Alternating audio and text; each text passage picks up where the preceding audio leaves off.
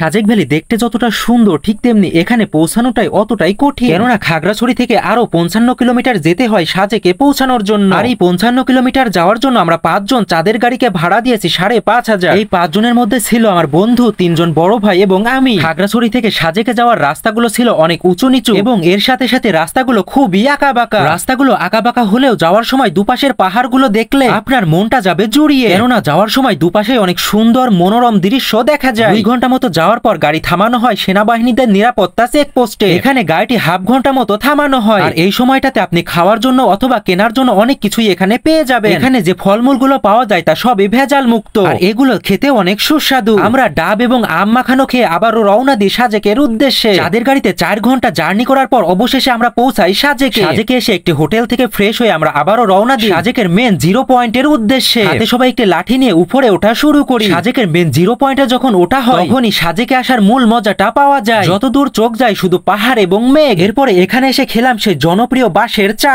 আর এই দোকানের পাশেই ছিল অনেকগুলো কুকুরছানা। প্রথমে এই কুকুরছানাগুলো আমার কাছে আসছিলই না, কিন্তু কিছু খেতে দেওয়ার পরে এরা আমার সাথে অনেক ফ্রেন্ডলি হয়ে যায়। সামনে আরো একটু আগানোর পরে দেখি এমন কুকুরছানা আরো অনেকই রয়েছে। সারাদিন ঘোরাঘুরির পর রাতে কিছু কেনাকাটা করে আমরা আবারও হোটেলের দিকে রওনা দিই।